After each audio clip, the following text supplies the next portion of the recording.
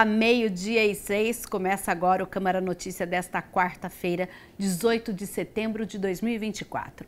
Participe com a gente, mande a sua sugestão ou a sua opinião aqui para a TV Câmara Campinas, no WhatsApp 19 97829 3776 e fale direto com a nossa redação. Se preferir, você pode apontar a câmera do seu celular para o QR Code que aparece aí no seu vídeo e aí você já entra em contato com a gente.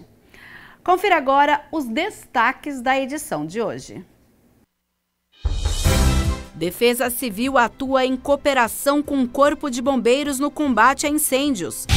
Eleições 2024. Justiça Eleitoral recebe denúncias pelo aplicativo Pardal. Na Câmara, hoje é dia da 54ª reunião ordinária, com 7 projetos na pauta.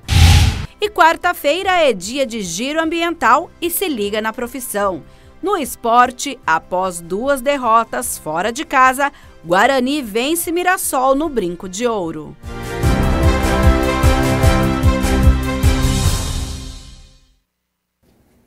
E a gente abre falando da nossa metrópole, mais precisamente um movimento que está acontecendo ali no centro da cidade, porque os motoristas que circulam na região central devem ficar atentos para um bloqueio parcial de veículos para a pavimentação de ponto de parada.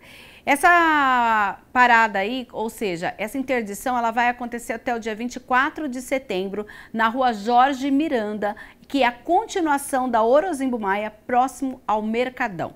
E quem traz as informações é André Aranha. Boa tarde, André. Boa tarde, Mirna. Boa tarde para todo mundo acompanhando o Câmara Notícia. É isso mesmo, esse trecho vai ficar interditado até a próxima terça-feira, às 5 horas da tarde.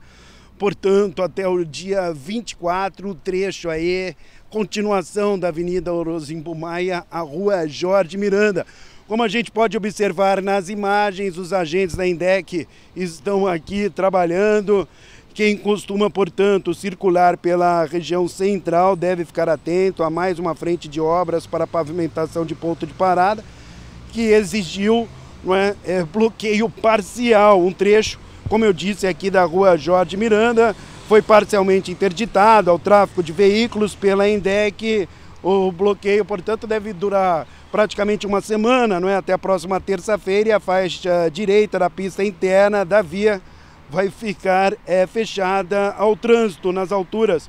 Para o pessoal que está assistindo ao Câmara Notícia, assistindo ao nosso telejornal, se situar nas alturas das ruas Álvares Machado e Marechal Deodoro, que é justamente próximo ao mercado municipal.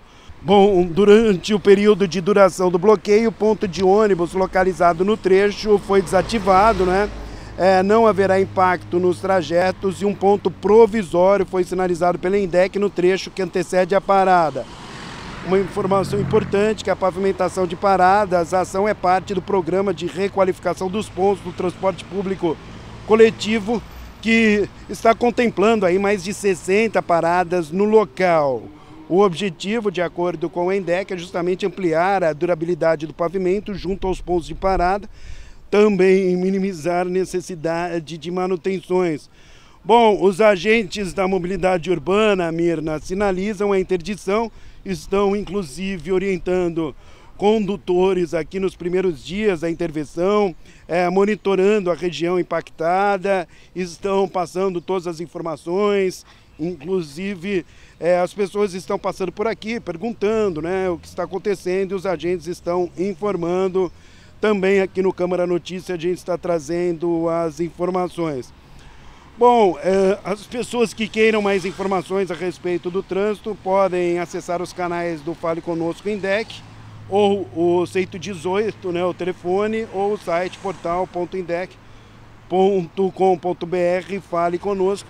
Portanto, Mirna, a situação é exatamente essa, aquele trecho aqui da rua Jorge Miranda, parte direita, a pista direita aqui da rua Jorge Miranda, continuação de uma das principais avenidas de Campinas, que é Orozimbo Maia, foi interditado. Essa interdição vai acabar acontecendo até a próxima terça-feira, às 5 horas da tarde. Aí sim, tudo vai voltar ao normal. Eu volto com você, Mirna Abreu.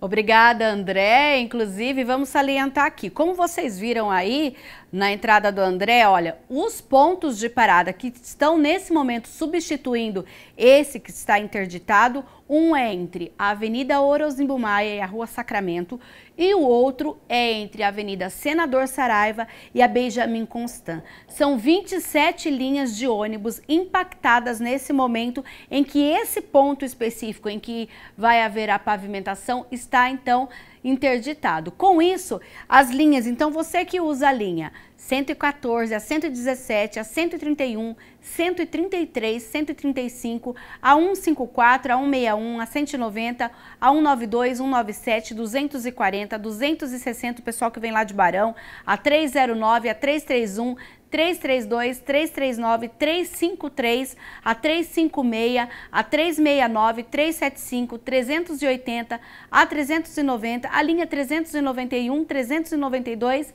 395, a 410 e 413 são afetadas nesse momento, então até a próxima terça-feira. Então as pessoas que utilizam essas linhas deverão fazer o ponto de parada nos locais, então, alternativos.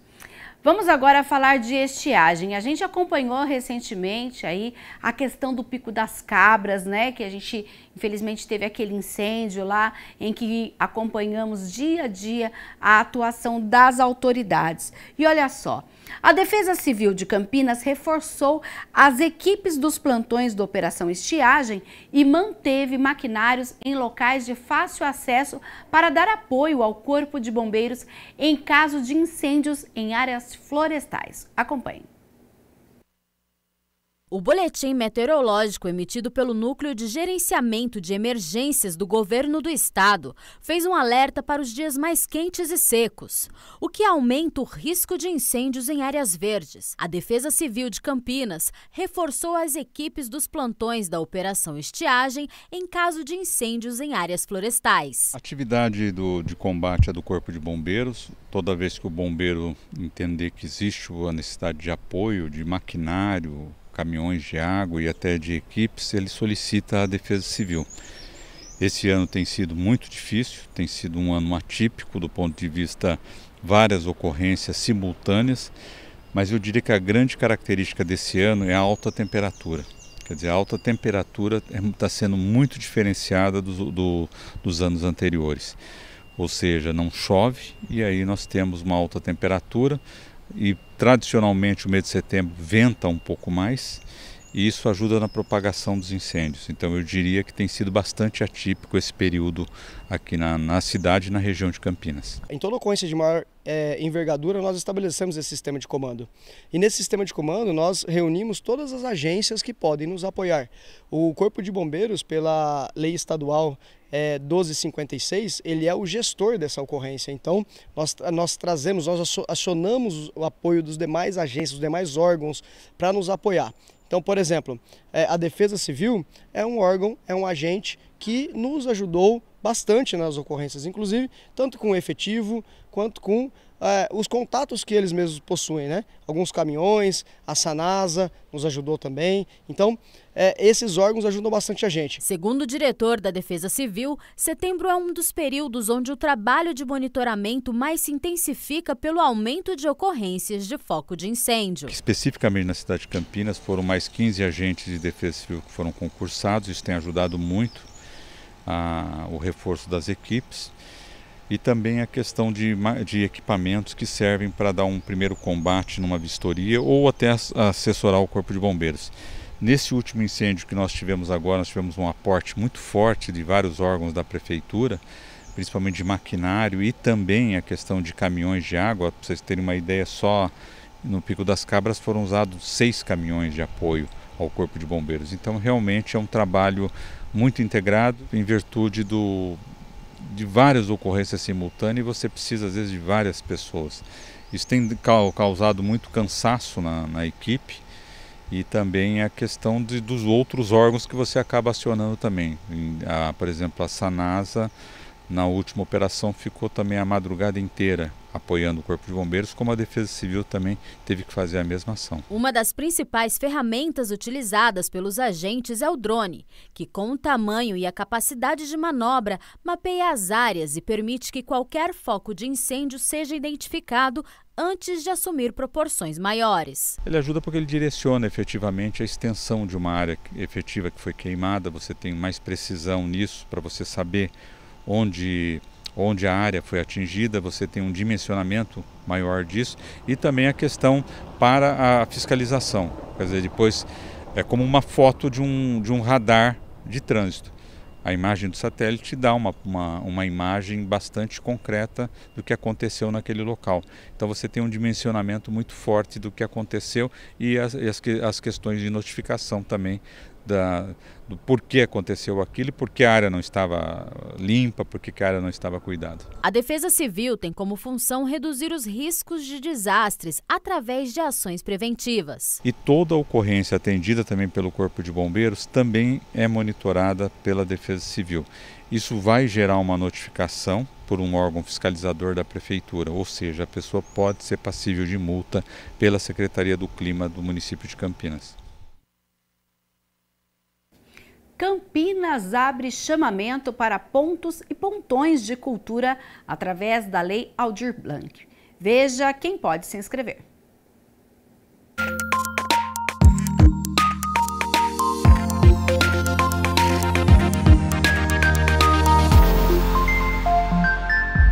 A Secretaria Municipal de Cultura e Turismo abriu inscrições para 2 editais dirigidos aos pontos e pontões de cultura em Campinas. A gente tem uma cena cultural em Campinas com pontos muito importantes para a história nacional. E por vários anos a gente não teve esse edital disponível fazendo esse apoio diretamente aos pontos. Então essa retomada do Cultura Viva, com essa subvenção, com recursos, ela vai trazer de novo uma grande relação entre o poder público e os pontos, e isso vai surgir efeitos lá nas comunidades onde cada um desses pontos atua. Campinas tem muitos pontos e a gente vai contemplar um volume que é bastante relevante, mas sem dúvida nenhuma haverá uma classificação, né? Porque a gente talvez tenha mais pontos querendo concorrer aos editais do que pontos contemplados. Mas Campinas tem um volume de mais de 30 pontos de cultura, certamente que concorrerão. A iniciativa, realizada por meio da Política Nacional de Cultura Viva, visa contemplar projetos e entidades que realizem ações de pontos e pontões na cidade. O Ponto de Cultura, ele é uma entidade sem fins lucrativos, uma organização da sociedade civil, constituído de ações culturais, de uma jornada de ações culturais. Ele desenvolve já um processo cultural nos seus territórios, na sua temática, das mais diversas, do audiovisual, do teatro, da dança, dos povos e comunidades tradicionais, da memória, da cultura digital, mas eles têm um propósito, o propósito de gerar protagonismo, autonomia, transformação social nas suas comunidades e redes temáticas. O Ponto de Cultura, ele atua diretamente no elo entre o município e a sociedade que ele atende. O Pontão de Cultura, ele já faz a articulação dos pontos de cultura para que os pontos de cultura se articulem e façam ações em redes. A premiação é de R$ 120 mil para pontos de cultura e R$ 300 mil para pontões de cultura. E quem está envolvido com projetos culturais, iniciativas como essa ajudam a alçar novos voos. Os editais, eles colaboram muito para a gente se traduzir, né? Aquela exposição que está ali, que conta a história desse espaço aqui, onde é que ele está fundamentado e onde ele se legitima, aquilo ali foi por causa de edital público, né? Precisou de uma pequena verba para a gente poder fazer uma exposição para contar esse espaço. Então, assim, a importância do edital é porque a gente consegue ter um pouquinho de asa, embora que às vezes curta, para a gente poder voar e mostrar o nosso voo. Nosso de quem? De toda uma sociedade civil organizada. Várias pessoas, né? E os pontos de cultura em Campinas e em outros locais também, naturalmente, mas pegando esse recorte de Campinas, é fácil ver isso a olho nu.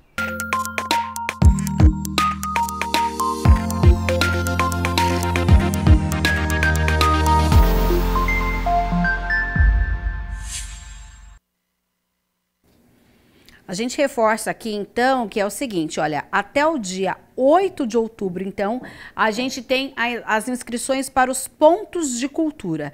Já os pontões de cultura, as inscrições vão até o dia 4 de outubro e é preciso você entrar no site lá da Prefeitura, campinas.sp.gov.br, entra na Secretaria de Cultura, vai na aba Editais, que você encontra lá todos os critérios, inclusive o link para fazer a inscrição.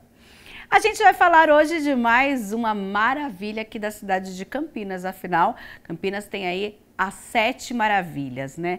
E você sabia que o Jockey Club, olha só, aqui na cidade funcionou há muito tempo e é um prédio que fica no centro, considerado, claro, uma das 7 maravilhas. Ele foi fundado em 19 de setembro de 1877 por Antônio Egídio de Souza Aranha, Francisco Elisiário, Francisco José de Camargo Andrade e também por Francisco Aranha.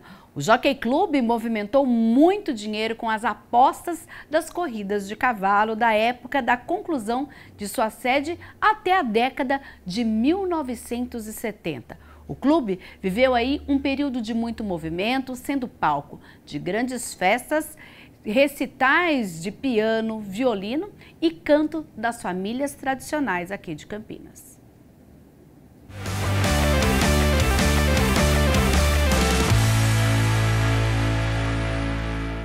Você sabia que Campinas tem as 7 maravilhas da cidade? Hoje nós vamos conhecer a 4ª maravilha, que é o Jockey Club Campineiro.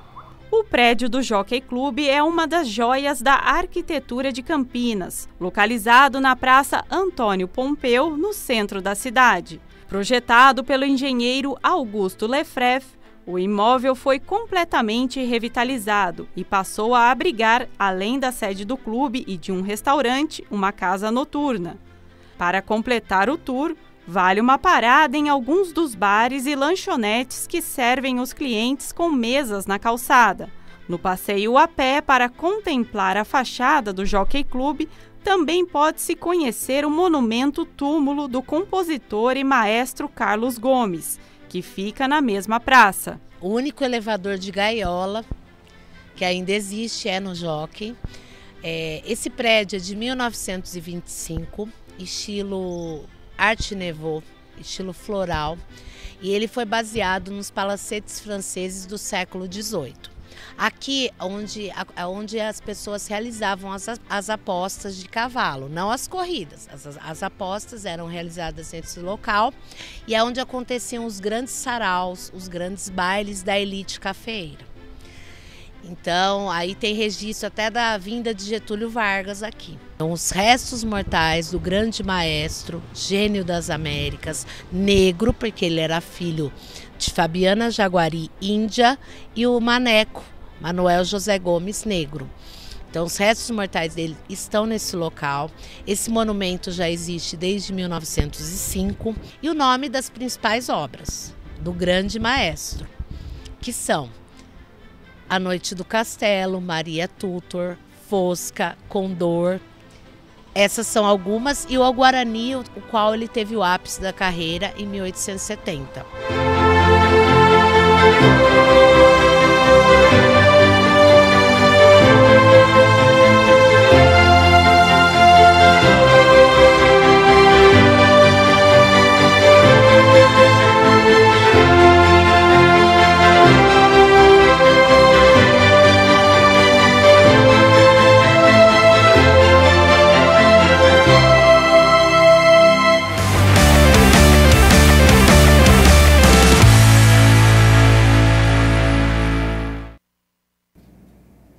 Hora de falar de eleições de 2024, até porque dia 6 de outubro é dia de ir às urnas aí escolher prefeitos e vereadores. E olha só, eleitores podem denunciar irregularidades pelo aplicativo Pardal, desenvolvido pela Justiça Eleitoral.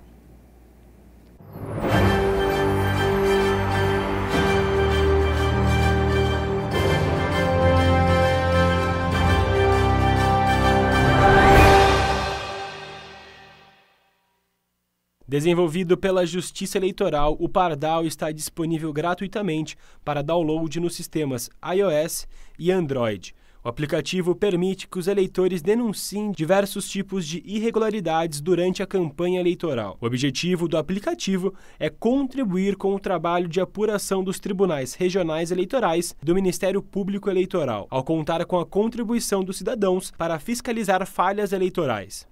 O aplicativo Pardal é um aplicativo utilizado pela Justiça Eleitoral para possibilitar que o cidadão consiga fazer algumas denúncias de propaganda irregular, né? Propriamente da propaganda física, de bandeiras, propagandas afixadas em casas. Esse tipo de propaganda pode ser denunciada pelo Pardal por qualquer cidadão. Problemas de internet, WhatsApp, Instagram, esse tipo de denúncia tem que ser feita direto pelo MP. As denúncias podem ser feitas de forma anônima. Todas as demandas são tratadas como sigilosas pelo sistema, assegurando a confidencialidade da identidade do cidadão. Pelo aplicativo, o eleitor acessa o aplicativo, faz a denúncia, deve haver prova dessa denúncia que está sendo feita. Uma foto, um vídeo, algum documento que comprove o que a pessoa está alegando, né? Não uma denúncia vazia. Se a denúncia não contiver nenhum tipo de prova ali da alegação do eleitor, ela vai ser arquivada. O Pardal recebe somente denúncias de propaganda eleitoral irregular. Denúncias sobre desinformação podem ser feitas pelo SOS Voto por meio do número 1491. No aplicativo também é possível encontrar orientações sobre o que pode durante a campanha. Tanto no aplicativo quanto no site da Justiça Eleitoral existem diversas informações acessíveis ao eleitor para saber o que pode ou não pode ser feito nas eleições.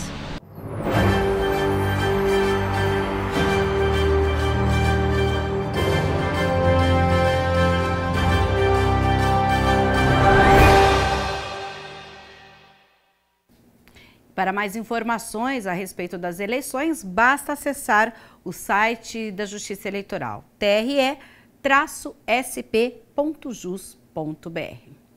Agora a gente vai falar das notícias do Legislativo, o que acontece na Câmara Municipal de Campinas, e a gente começa falando sobre o trabalho das frentes parlamentares, porque o impacto da inteligência artificial nos crimes digitais foi o tema da reunião da Frente Parlamentar da Advocacia, que aconteceu nesta terça-feira na Câmara Municipal. A Frente Parlamentar da Advocacia teve como tema o impacto da inteligência artificial nos crimes digitais, nos criptoativos e na investigação de processos criminais. O que é inteligência artificial? É um sistema de computador que reproduz o raciocínio humano. Ótimo, bem-vindo. Mas isto, quando você tem atividades repetitivas, não é mais segredo para nós. Hoje nós já nos habituamos com atividades repetitivas que o sistema pode realizar como se o humano fosse. E, às vezes, com maior rapidez, infinitamente maior rapidez e com melhores resultados. A inteligência artificial generativa é um ramo dedicado à criação de conteúdos a partir de dados prévios. Se você olhar um pouco para as redes sociais, você vai verificar que o objetivo da rede social é entregar o que você mais quer, com a finalidade de fazer com que você fique ali navegando o maior tempo possível. Outro ponto a ser ressaltado durante a reunião foram sobre os criptoativos e a legislação com as moedas digitais. A cada dia, o poder público tem buscado mais informações. O Ministério Público acabou de contratar uma empresa como essa, Chain Analysis, para fazer a análise da rede. O CNJ acabou de fazer uma parceria com a Associação Brasileira de Criptoeconomia também. Houve uma operação muito grande essa semana com relação à utilização de criptoativos para lavagem de dinheiro. Ou seja, o poder público está se inteirando, está sabendo enxergar essa nova tecnologia, está sabendo como buscar parceiros que possam auxiliar para buscar aí os autores de eventuais crimes, o que é positivo nesse sentido, a demonstrar que é uma nova tecnologia, está funcionando, está presente, é uma rede que roda desde o ano de 2009, como eu falei, 24 horas por dia, 365 dias por ano, e nós não temos nenhuma informação de uma invasão, falha no sistema, e olha que nós estamos acostumados com isso na internet. É comum, é corriqueiro que tenhamos problemas. Instituições bancárias que investem milhões em segurança têm problemas, mas pelo menos na rede do Bitcoin nós não temos informação nenhuma de que tenha havido qualquer tipo de alteração de informação que seja prejudicial ali a essa integridade da rede. E tudo isso tem contribuído, então, para que a gente chegasse nesse momento. Para fechar a reunião, algumas reflexões foram feitas a respeito das mudanças que a tecnologia trouxe. O smartphone mudou tanto a nossa vida que ela muda o corpo. A gente segura o celular normalmente, nós jovens, né? Vou usar o exemplo do meu pai, porque meu pai digita com o dedo. A gente digita com o polegar, né? Então, você segura o telefone assim. Por você segurar o celular assim, tem muita gente que está tendo alteração no dedinho de apoiar o iPhone. Outra coisa, para gamer, quando usa muito tempo o fone de ouvido, o headset, ele altera o crânio. Então, a gente está mudando o corpo por causa da tecnologia. Fora a parte, isso eu não estou nem falando de jovens que usam filtros no Instagram e isso está aumentando cirurgia plástica. A gente nem chegou nesse momento, mas existe isso. Diante dessas premissas, a gente vê que o que a gente desconhece, a gente se assusta, e o exemplo da China seria o que a gente não controla, a gente também se incomoda. E a internet vem exatamente na contramão. A internet é uma liberdade absoluta, a ponto de, quando a gente vai para crimes cibernéticos, nós temos dificuldade em punir. A internet é tão livre que a gente tem dificuldade em encontrar o autor. A internet ela é tão aberta que a gente tem dificuldade em realmente diminuir os crimes cibernéticos. A reunião solene de número 88 deste ano homenageou 7 personalidades. As honrarias são ferramentas do Poder Legislativo para reconhecer ações de destaque de cidadãos nas suas atividades profissionais e sociais aqui na nossa cidade. Na última tarde de sábado, a Câmara dos Vereadores promoveu a reunião solene de número 88 com a entrega de 7 honrarias a cidadãos que tiveram destaque na sua atuação pessoal ou profissional. 3 pessoas receberam o diploma de mérito esportivo Sérgio José Salvucci pela atuação meritória no esporte, Maria Cristina Soares Fagundes por sua contribuição no futebol feminino, Lucas Paulino Beltrão por suas mais de 5 vitórias no jiu-jitsu e Natália Monteiro de Souza por sua atuação no triatlon e por subir ao pódio em 11 das 17 competições que participou e por incentivar outras crianças no esporte. Quero agradecer a todos que estão aqui, a meu pai principalmente, o cara que me colocou nesse ramo. Tenho que agradecer tudo a ele. Ele é o cara que me ajuda quando estou com a mente muito confusa, quando estou desanimado, é ele que sempre me motiva. E tudo é por ele, tudo que eu faço é por ele, que eu quero dar um futuro muito bom para ele. Se Deus quiser, vamos para cima. Eu fico muito feliz de estar aqui hoje, porque eu acho muito diferente ser triatleta, meia maratonista, com 15 anos, mas eu devo tudo a isso aos meus pais, que são os maiores incentivadores, né, de tudo, que estão ali comigo, que participam dessa rotina comigo, né, e meu professor, Luiz, que me deu vontade também de continuar no esporte, e é por isso que hoje eu amo o que eu faço e eu quero continuar fazendo isso para minha vida inteira. O diploma Ellen Keller foi concedido a Henrique Daniel de Moraes. Ellen Adams Keller foi uma escritora, conferencista e ativista social norte-americana. Foi a primeira pessoa surdo-cega da história a conquistar um bacharelado e Henrique venceu as adversidades da deficiência tanto no esporte quanto na vida acadêmica e pessoal. O título de cidadão campineiro foi entregue a Denilson Schultz dos Santos, que é mineiro, mas há 15 anos empreende no comércio popular de Campinas. E sou grato por ser de Campinas há muitos anos e fazer parte dessa população maravilhosa. O diploma de mérito Dr. José Emanuel Teixeira de Camargo foi entregue a Renato Barbosa Carrenho por sua dedicação à tecnologia nacional, à promoção de emprego e renda e à contribuição social. A honraria dá nome ao autor e membro honorário da Academia de Medicina de São Paulo. Eu acredito que essa honraria que eu recebo hoje com relação às ciências e tecnologias, ela tem um fundamento principal de tudo isso. Inclusive, esse fundamento é bíblico. Então, isso serve para todos que estão aqui, independente de credo, crença ou religião. Eu acho que o princípio de tudo é honre seu pai e sua mãe.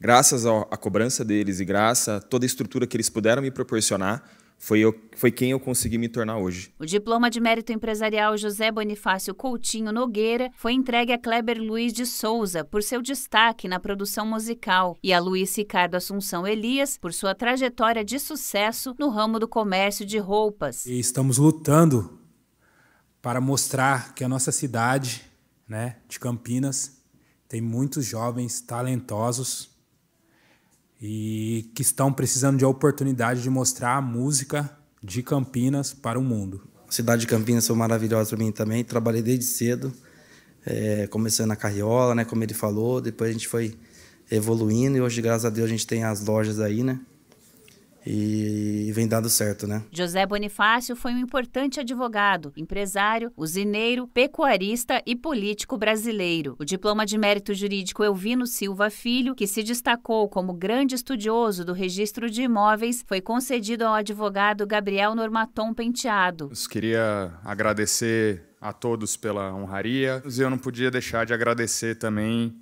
os meus parceiros de profissão. O diploma de Mulher de Ação, Dorcelina de Oliveira Folador, foi entregue a Hilda Maria de Almeida, como empresária e única mulher no ramo de locação de equipamentos de transmissão, de subestação de usina. Dorcelina foi uma professora, poeta, artista plástica, ativista do campo e política brasileira. Eu vim de Araçatuba e quando cheguei em Campinas, eu disse, nossa, essa cidade é a cidade da oportunidade. Que cidade maravilhosa, com 17 anos. Hoje eu tenho 69 anos. Imagina quantos anos, como era essa cidade linda, maravilhosa, cidade das oportunidades. Eu falei, é aqui que eu vou fazer a minha vida, é aqui que eu vou ter oportunidades. E hoje é o dia da 54ª reunião ordinária, que tem 7 projetos que devem ser analisados pelos vereadores. E olha só, entre eles está em análise inicial o que obriga os hospitais públicos e privados localizados em Campinas a possuir equipamentos especialmente adaptados ao atendimento de pacientes com obesidade mórbida. A proposição estabelece que serão itens obrigatórios, por exemplo, um consultório equipado com cadeira e mesa de exame com capacidade mínima de 230 quilos, sala de espera com cadeiras ou longarinas também com essa mesma capacidade, avental de tamanho apropriado para o paciente obeso mórbido, de material descartável, balança antropométrica com capacidade mínima de 230 quilos, laringoscópio com cabo de comprimento indicado para o paciente obeso mórbido, material de acesso venoso profundo, indicado também para esse mesmo tipo de paciente, cadeiras de rodas com a capacidade mínima de 230 quilos, macas também com a mesma capacidade, além de aparelho de pressão com manguito especial indicado para o paciente obeso mórbido. Se aprovada a proposta, ela ainda vai passar por um segundo turno de votação, momento em que se discute o mérito.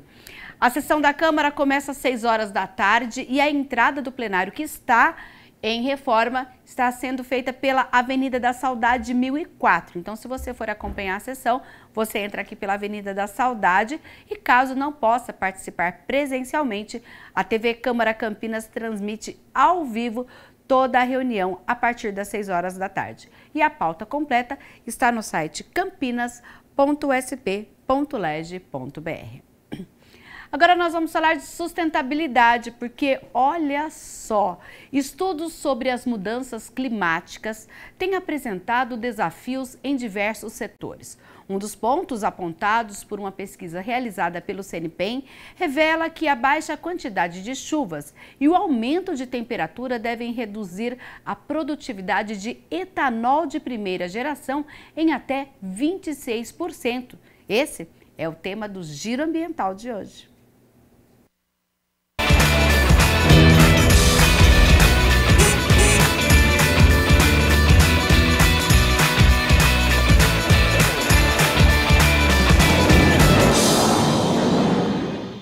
E no Giro Ambiental de hoje a gente vai repercutir um dos grandes desafios, principalmente para o Brasil, que é uma redução da produção de etanol em até 26%. E quem vai falar para a gente sobre esse assunto é o Gabriel Petrielli, que é engenheiro agrícola e pesquisador do Laboratório Nacional de Biorrenováveis do CNPEM. Muito obrigada, Gabriel, por participar aqui com a gente do Giro Ambiental. Eu que agradeço. Gabriel, conta pra gente como é que foi essa pesquisa, né? Você foi o precursor em chegar a esses números e a gente precisa fazer alguma coisa, senão a situação aqui do Brasil, que depende muito do etanol para sua manutenção, né, de abastecimento, vai ficar complicado, né? Sim, sem dúvida. Bom, essa pesquisa foi feita aqui no CNPEM, né, em conjunto com a minha orientadora, Thaís Hernandes também, e a gente fez essa pesquisa para validar a nossa plataforma de sustentabilidade, né, e para isso a gente levou em consideração projeções de mudanças climáticas futuras, né, e utilizou esses dados na modelagem da estimativa de produtividade da cana-de-açúcar, e a gente pôde observar que para os cenários mais pessimistas, que estão atrelados a mais emissões de gás de efeito estufa no futuro, de maneira global, né, e também aumento da temperatura, o impacto na cana-de-açúcar pode ser muito significativo, como você falou, projeções aí de até 26% de queda até o final do século, né? Então, isso reforça a necessidade de começar a se pensar em medidas de adaptação a essas mudanças climáticas e também de mitigação das mudanças climáticas para que esses efeitos não se concretizem mesmo, não venham a acontecer, né? É um sinal de alerta, né? E a cana-de-açúcar, ela se adapta muito bem em climas quentes, né? Inclusive começou lá no Nordeste, no Brasil, e se consolidou aqui na região Sul e Sudeste. Porém, acho que o aumento excessivo da média de temperatura faz com que ela derrube a sua produtividade, é isso? Não só isso, até uma constatação que a gente verificou na pesquisa, né? A gente tinha a hipótese de que a redução na precipitação, né, na chuva, seria um fator preponderante para a queda da produtividade da cana-de-açúcar, né? E essa hipótese foi confirmada. Então, não só o aumento da temperatura, né, mas principalmente a redução da chuva em quantidade e frequência, né, aumento de números de dias sem chuva também, né, não só no volume que precipita, foram muito impactantes para essa redução na produtividade da cana. E para fazer essa pesquisa, vocês ficaram quanto tempo medindo? Acho que foi uma medição diária, se não me engano, né? Isso, a gente trabalhou com dados diários de projeção de mudança no clima, né? Então, não foram medições, mas sim trazer esses dados que vieram de modelos climáticos globais, né, consolidados, como, por exemplo, do INPE, né, do Instituto Nacional de Pesquisas Espaciais, e aí a gente utilizou esses dados diários e fez a simulação e estimativas anuais da produtividade da cana até o final do século, e a gente obteve essas projeções. Então, vocês fizeram essa pesquisa, ela foi uma precursora, mas já tinha alguns modelos para comparar e chegar a essa conclusão, então? Sim, os dados climáticos não foram nós que geramos, né? A gente utilizou dados climáticos de outros institutos, como, por exemplo, o INPE, como eu comentei, né? Mas a utilização desses dados na modelagem de estimativa de produtividade, que é bem sensível a essa variação climática, que foi implementada aqui pelo CNPEM, e constatar que, infelizmente, para alguns cenários, né, o impacto pode ser muito grande na cana-de-açúcar, isso sim foi algo inovador que a gente realizou na pesquisa. Isso teria um impacto não só no mercado de combustíveis, como também, por exemplo, na produção de açúcar, né? Sim, sem dúvida.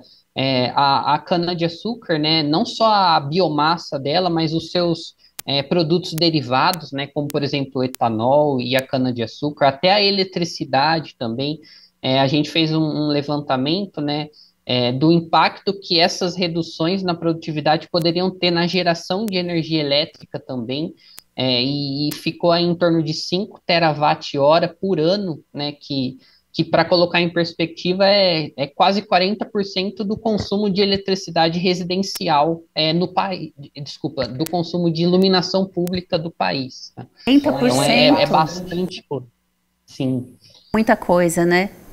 E vocês veem alguma possibilidade, esse cenário se mantendo um pouquinho, que a gente sabe também que tem a influência do El Niño, da Laninha, né? Que pode ser um fenômeno que se perpetue ou não. A gente tem uma alternativa como irrigação, alguma coisa assim, ou vocês não entraram nesse mérito dentro da pesquisa? No mérito de El Niño e Laninha, a gente não levou em consideração diretamente, né? É claro que a modelagem do clima pode levar em consideração esses fenômenos que têm um ciclo, né, de acontecimento também. Mas sobre alternativas de adaptação, a irrigação é uma das opções, principalmente para suprir a necessidade hídrica da planta, né, no caso da redução da chuva, então é uma opção, porém é importante destacar que a irrigação ela tem suas consequências também.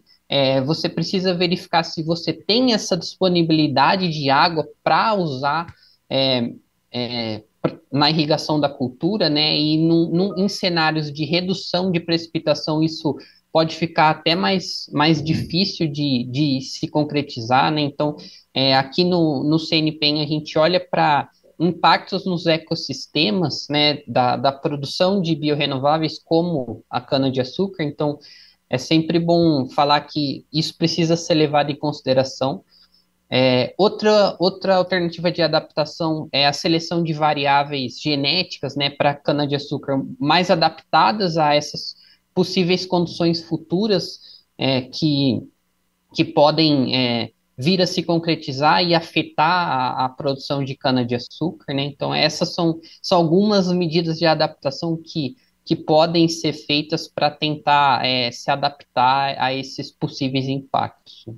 Legal, Gabriel. E uma coisa que me chamou a atenção também é que o Sul e o Sudeste são as áreas de maior produção de cana-de-açúcar, né? Isso tem um motivo ou foi mais uma questão econômica mesmo do mercado que se adaptou e abraçou a cultura?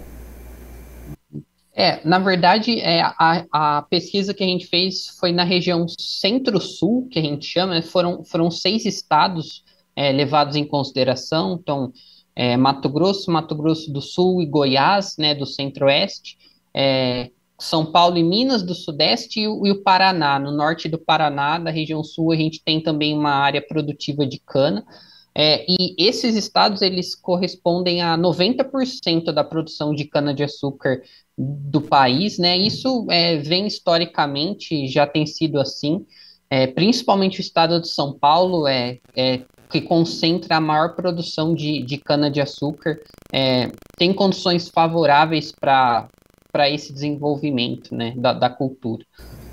E, Gabriel, eu queria saber também, vocês têm os números do impacto no abastecimento de combustíveis do etanol? Quanto é que o etanol representa hoje no abastecimento? Atualmente a gente tem uma produção de cerca de 30 bilhões de litros de etanol de cana por ano, tá? A produção de etanol de milho tem crescido também, já está chegando aí cerca de 6 bilhões de litros, tá? Mas desses 30 bilhões de litros de etanol de cana, quantos por cento isso representa do consumo de combustível? Eu não tenho número para te passar, mas é bastante representativo, tá? A gente tem uma frota de veículos flex em grande número no país, né? Então, por exemplo, uma redução de 26%, né, no cenário mais pessimista, desses 30 bilhões de litros que a gente produz hoje, né, seria aí cerca de 1/4 de 30, quase 8 bilhões de litros de etanol a menos, caso esse cenário mais pessimista aconteça, né? É muita coisa, né? Algo precisa ser feito, né, Gabriel?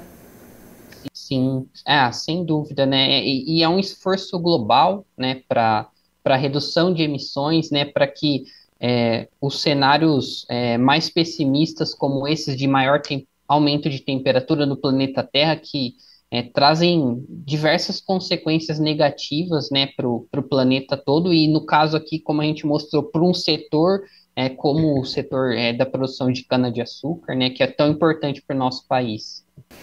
Muito obrigada, Gabriel, pelas suas informações aqui, para a gente expandir a mente e começar a pensar alternativas, né? Sim, isso é fundamental. Muito obrigada, Gabriel.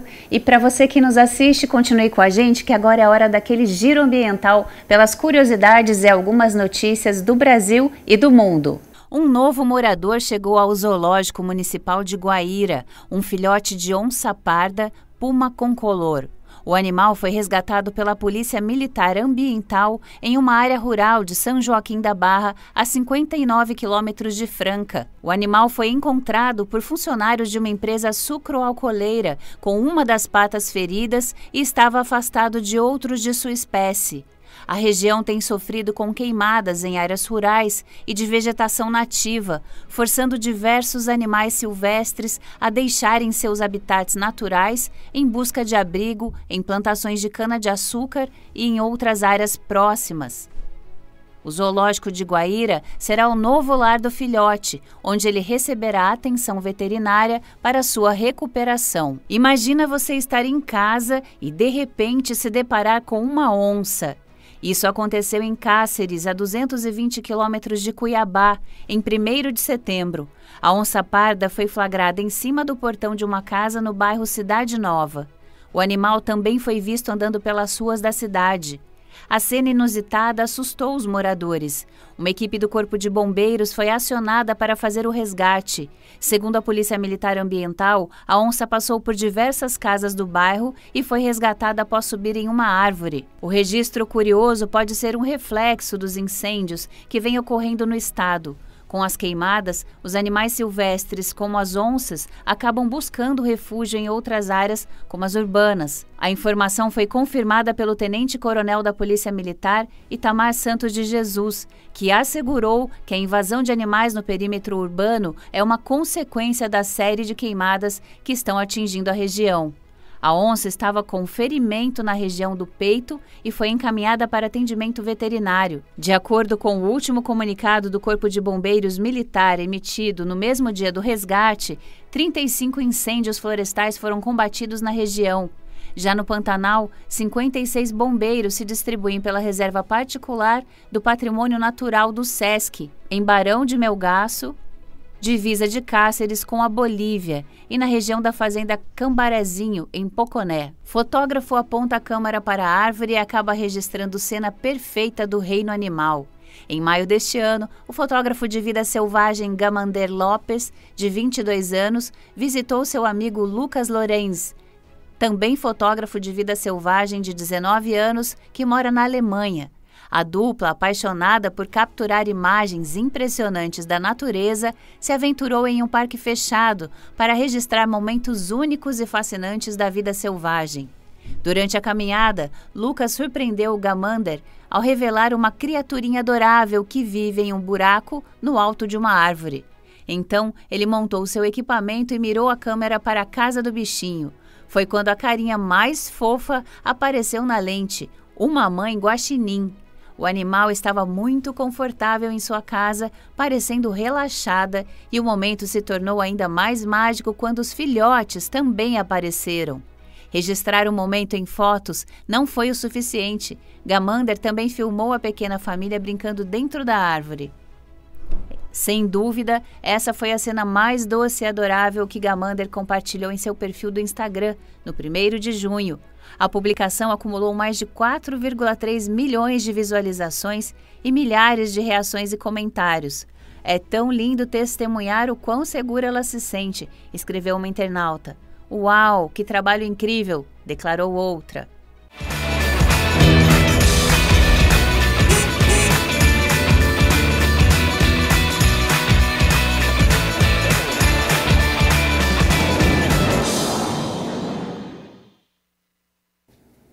Você sabe o que faz um apicultor? O profissional que atua diretamente na criação de abelhas e no manejo para incentivar a produção de mel? Confira no Se Liga na Profissão.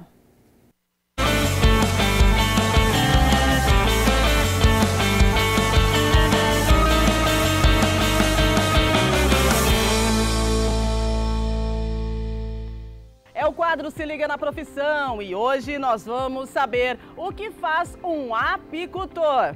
Bora! A apicultura é uma atividade muito antiga, que começou com os povos egípcios e gregos por volta do ano 2400 a.C. Os primeiros apicultores prendiam as abelhas em potes de barro e esperavam que elas produzissem mel, mas esta técnica muitas vezes matava as abelhas e dificultava a separação do mel do resto da colmeia. Com o tempo, a prática foi sendo atualizada até se transformar na apicultura, como conhecemos hoje. No Brasil, a atividade apícola teve início em 1839, quando o padre Antônio Carneiro trouxe algumas colônias de abelhas da espécie Apis mellifera da região do Porto, em Portugal, para o Rio de Janeiro. A apicultura é uma atividade importante para o meio ambiente e para a economia, pois auxilia na polinização de plantas e na produção de mel, um alimento extremamente saudável. E o personagem de hoje é o Gilson Barduc, aqui no Se Liga na Profissão, e a profissão dele é apicultor. Seja bem-vindo, obrigado pela sua participação. Obrigado, Rúbia, eu que agradeço mais uma vez. É poder trazer para vocês um pouco mais do nosso mundo da apicultura, né? A vida do apicultor. Menino do céu. Primeira pergunta, né? Vamos lá. Por que você decidiu ser apicultor, né? Da onde vem aí essa vontade? E acredito que seja paixão também, porque é uma profissão que, diga-se de passagem, um pouquinho delicada. Na verdade, virou uma paixão, né? A gente, para aproveitar a natureza, né, aproveitar o nosso espaço, o nosso sítio, né, a gente começou ali a ter algumas ideias, né, o que a gente pode fazer para aproveitar esse espaço maravilhoso que Deus nos deu, né. E aí, aproveitando a questão do meu pai, né, que já estava aí aposentado, tal, queria fazer alguma coisa, continuar trabalhando, a gente então resolveu trabalhar com as abelhas, e eu escolhi trabalhar com as abelhas Apis, né, que são as africanizadas hoje, né, essa abelha comum, todo mundo gosta do mel dela aí. Gosta do mel dela, mas tem um detalhe, né, a abelha africanizada, diz que ela é uma abelha bem brava, né, não? Então, ela, na verdade, ela é bem defensiva, né? A gente defensiva, fala assim, não né? É brava, é defensiva. Nós que somos apicultores, a gente tem essa ideia, né? Do enxame ele ser defensivo, por quê? Porque ela precisa proteger o que ela tem de bom lá dentro, né? E o que ela tem lá? Fora o mel, a rainha, né? Os filhotes. Então, assim, é como se a gente fosse defender a nossa casa, né? Alguém tentasse entrar e a gente fala, opa, parado aí. A abelha vai fazer a mesma coisa. Porém, a abelha ferroa, né? E a gente só fala, né? Ó, sai daqui que você não pode entrar. Ô Gilson, falando em ferrou, já levou alguns ferrão nessa vida? Já tomamos várias vezes, né? Mas faz parte da profissão. É óbvio que com a roupa, né? Que a gente usa sempre muito bem equipado, né? A ferroada é menos dolorida do que uma assim, sem a roupa, né? Mas faz parte do processo, mas a gente vai trabalhando. Hoje tem algumas roupas que são 100% anti-ferroada, então você pode trabalhar tranquilamente que você não toma ferroada, mas sempre de vez em quando você toma alguma aí que faz até bem para a saúde. Agora conta pra gente, como é que é o dia a dia do apicultor, né? O que começa fazendo? Onde ficam onde que são instaladas as caixinhas das abelhas? Como é que funciona todo o processo? Então, normalmente assim, o que um apicultor, a primeira coisa que ele vai fazer, né? Ele vai procurar um ambiente seguro tanto para as abelhas quanto para as pessoas. Ou seja, não é em qualquer lugar que você vai falar assim, vou montar um apiário no fundo da minha casa. Não há possibilidade nenhuma de você fazer isso. Então, o que a gente vai fazer? A gente vai atrás de fazendas, a gente vai atrás de sítios, né? Lugares com bastante mata, né? Que é o pasto apícola, para que a abelha ali ela possa se alimentar muito bem, produzir o mel. E essas são as seguranças que a gente toma, né? Casas próximas, empresas, então a gente toma esses devidos seguranças para que não tenha nenhum problema, nem com a abelha e não com o ser humano e animais também, né? A gente toma muito cuidado com cavalos, vacas, né, bois, ela pode atacar também, se ela se sentir ameaçada ali, pode causar um problema muito sério para esses animais também. Muito bem, e quanto tempo demora para a gente colher o mel, né? Como que é aí, do início ao fim? Você resume para a gente. Então, há uma variação de tempo, né? Isso varia muito como nós estamos aqui, por exemplo, no nosso estado de São Paulo. São 6 meses para você colher e 6 meses que você não vai colher nada. Outono e inverno não há néctar, então não tem como ela produzir o mel, porque ela pega o mel da onde? Da frutose. A frutose vem da flor, né? Quando não tem flor, não tem frutose, então não tem como ela produzir. Então são 6 meses onde a gente vai cuidar das abelhas, a gente então vai fazer a alimentação, vai cuidar, vai ver o que está precisando, tanto proteica como alimentação líquida, então a gente vai trabalhando em cima disso, vai dando umas manutenções para que a gente não perca os enxames. E aí depois, quando entra a primavera, aí começa. Então, em média, para a gente começar a colher mel de uma caixa boa, bem, com uma rainha legal ali, com bastante abelha, é mais ou menos 1 ano, tá? Uau, leva em torno de 1 ano. E fala pra gente, qual é o desafio, né, da sua profissão hoje? Bom, não só meu, como de muitos outros apicultores, a gente está com, por exemplo, aqui no nosso estado ainda, falta de espaço. Sim. Né? Muitas fazendas estão acabando, né? A gente está com dificuldade de achar o local ideal para colocar as abelhas. Agrotóxico, essa questão das pessoas ainda não terem um conhecimento mais aprofundo sobre a abelha, da necessidade de se ter abelha.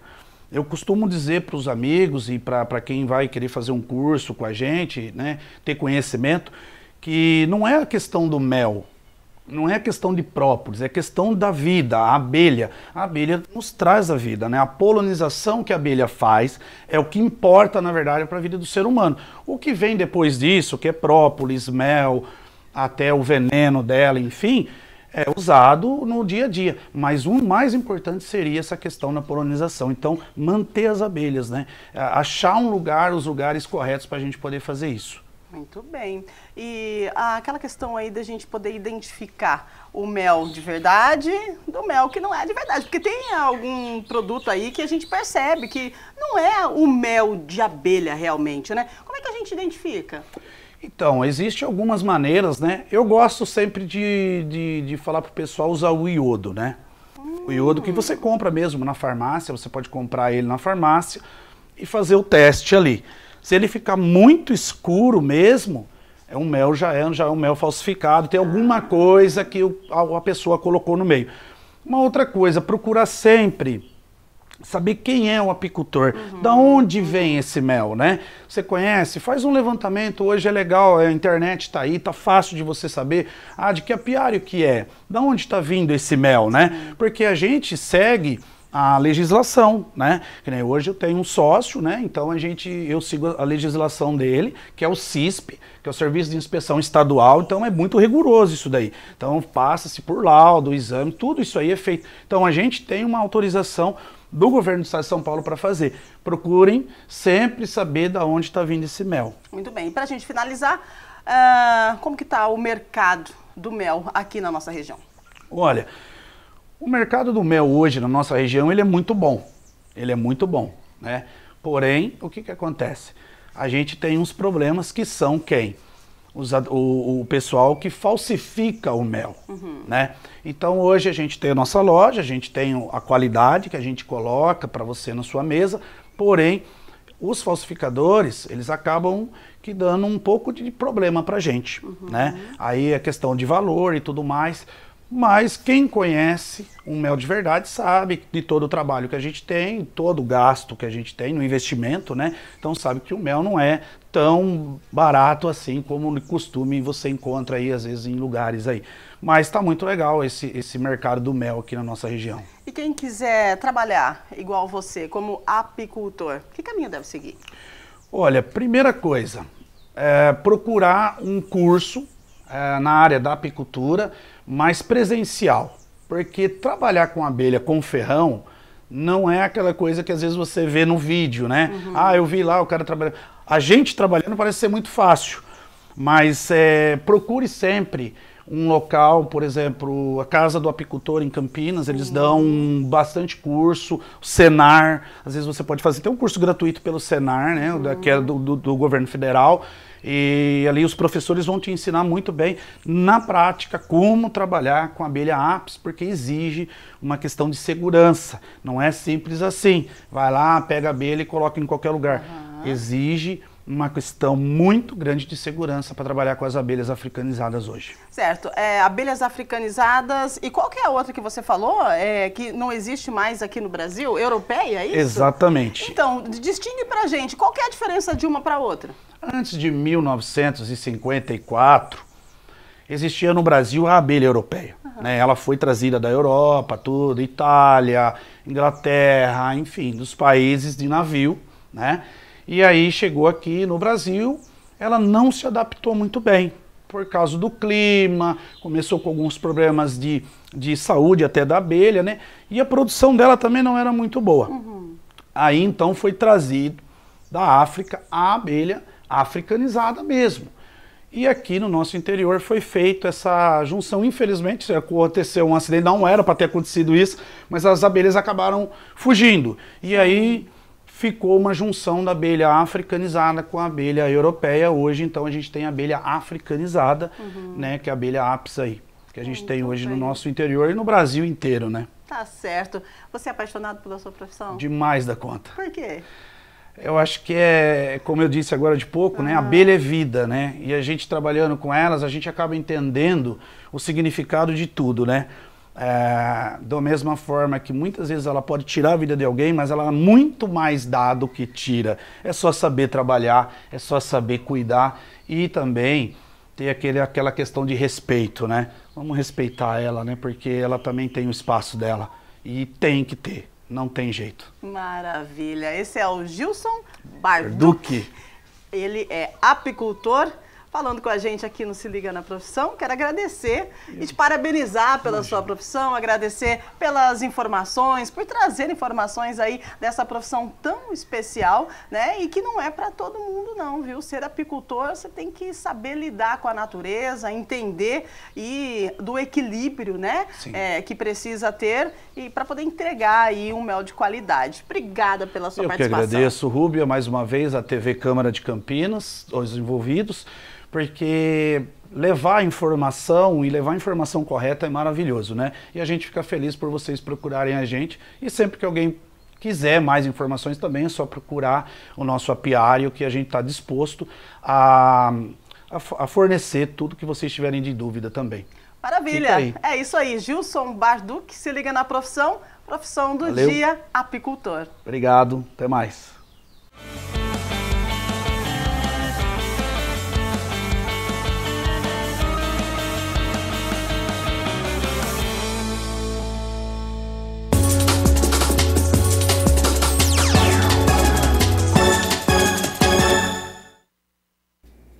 Olha, nesta terça-feira, a torcida do Bugre encarou o frio e o vento gelado, mas valeu a pena. O Guarani venceu o Mirassol e segue na luta contra o rebaixamento. Os bugrinos agradeceram o goleiro do Mirassol. Entenda na reportagem.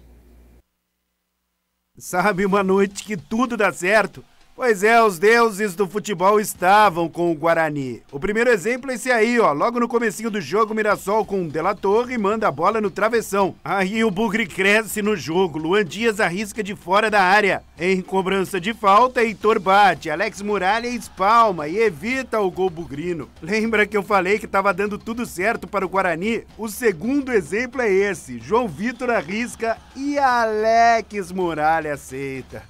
Ô Muralha, 1-0 Guarani. Vem o segundo tempo e o Bugre vai pra cima. Luan Dias tenta dar uma cavadinha. E Alex Muralha, dessa vez, dá conta do recado. Bom, o Mirassol não tem outra alternativa a não ser atacar, buscar o empate, mas esbarra na defesa bugrina, bem postada no jogo. Luiz Otávio tenta aqui sem sucesso. Bela jogada do Guarani, João Vitor tenta fazer o segundo dele e o segundo do Bugre no jogo. Só que Alex Muralha não deixa não. O Guarani manda no jogo. Reinaldo chuta, mas a bola não pega força. A noite era mesmo do Guarani. Olha o terceiro exemplo. Já nos acréscimos, a bola do Yuri explode no travessão. Será que a sorte virou pro lado do Guarani?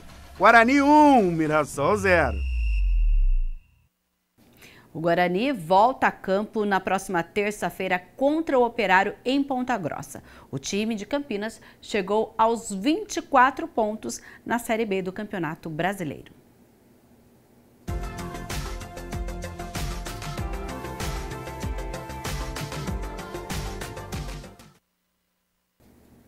Hoje o dia amanheceu com o céu aberto e predomínio de sol, mas a tendência é de céu parcialmente nublado a partir da tarde. Para esta quinta-feira, olha só, a previsão é que a gente tenha aí predomínio de sol com momentos de céu parcialmente nublado à tarde. E as temperaturas ficam entre a mínima de 16 e a máxima de 31 graus. E olha só, a gente fica por aqui, o Câmara Notícia volta nesta quinta-feira. Lembrando que hoje tem reunião ordinária a partir das 6 horas da tarde. Uma boa tarde para você.